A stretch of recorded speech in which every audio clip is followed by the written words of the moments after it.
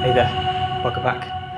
Heather Wade, who has a radio show called Midnight in the Desert, received a copy of a classified document from the infamous Majestic 12, dated from the year 1989.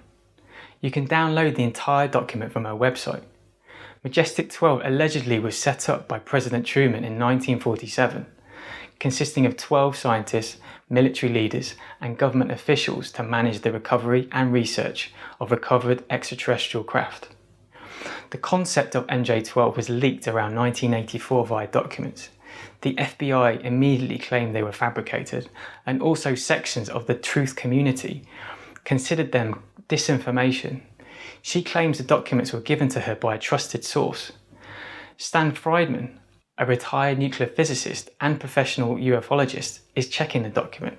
He states so far it appears to be genuine. Also, Dr. Robert Wood, a trusted Majestic document researcher, verifies the document to appear genuine. The stamps, markings, content and names tally up with similar documents of its type.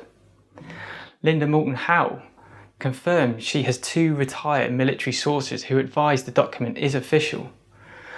The document was created to brief the head of Majestic, who is known as MJ1. Historically, this has been reported as the head of the FBI, which in 1989 was William Webster, appointed under Ronald Reagan. So what content does the document have? Well, around 1899, Nikola Tesla realised huge amounts of electrical energy could be remotely transmitted without the use of cables. He had government and private backing to develop his research. The chosen site for the transmitter was Colorado Springs. He used the Earth's own magnetic field and the planet to function as a transmitter, sending a signal out beyond Earth for contact purposes. It apparently caused havoc in space. Tesla's transmitter was essentially a very disruptive energy weapon. This was noticed by sophisticated intelligent life.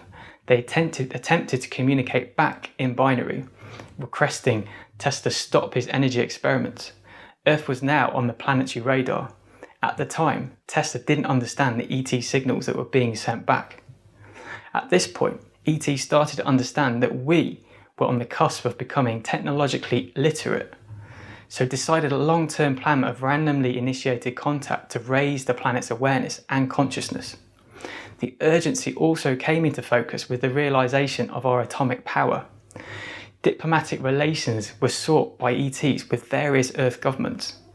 The document further details the well-known Roswell Incident and the secrecy apparatus that was constructed around the event. The most intriguing piece of information was a little-known event that happened 12 miles from Aztec, New Mexico. A flying saucer performed a controlled landing into a small desert canyon. The saucer had earlier impacted a cliff face, causing an atmospheric leak into the craft. They discovered 2 dead ETs positioned in chairs. Lower down inside the craft, they found cryogenic tubes of humanoids inside.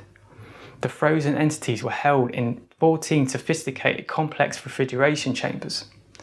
2 chambers were empty, but 12 contained bodies that appeared to look exactly like human adults and small children.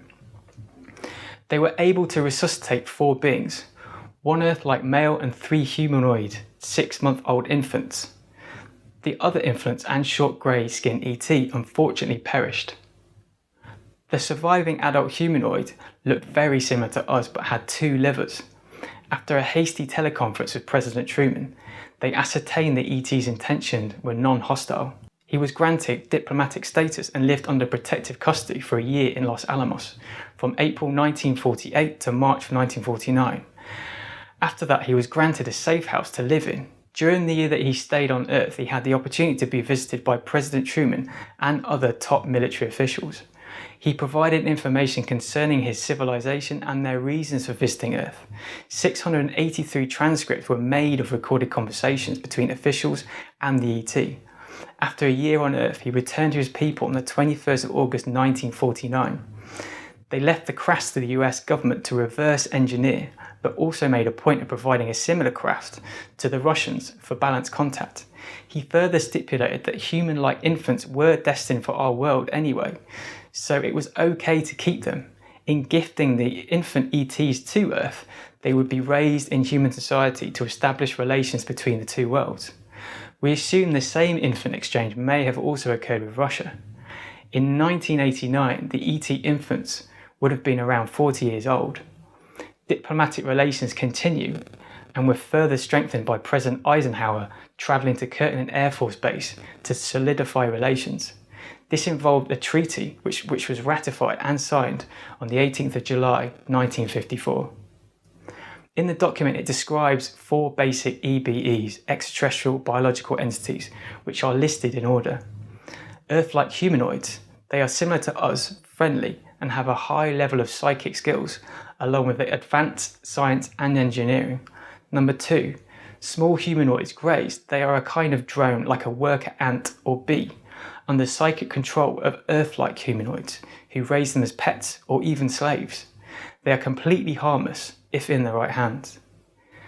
Number 3, non-humanoids EBEs. There are several subclasses to these entities, and they originate from worlds with a completely different morphology that took an alternative evolutionary course. Most are dangerous, they don't value human life at all, so there has been minimal human contact between us and them. Contact that has occurred has been described as very unfortunate. And then number 4, transmorphic entities. These are purely transdimensional, potentially pure mind energies, and don't reside in our space-time and are capable of taking any form. So these are the document's highlights. Again, if you want to know more details, I suggest you download the document. If the details are true, then of course the events that are recorded are a real eye-opener. But not everyone in the community are satisfied that it's genuine. People are pointing towards the possibility of it being disinformation to muddy the waters.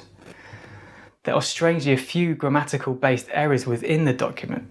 Plus, some of the transcripts have been described as very chummy between the various interrogators and the ET, with the ET talking in a very Earth-like based human way. Would this style of conversation come easy to them? He said things like, "Listen now, because this could go on forever," and also discusses his great-grandfather. I guess my own thought is that yes, the document could be genuine, but also there is no way of knowing if the information within is genuine. It seems at odds with some of the current narratives surrounding the subject, and the portrayal of events seemed very positive in respect to the US government and the military's conduct. And as we all know, the deep state has been ruthless and worked completely against humanity. Thank you very much for joining me. That's it. Bye-bye.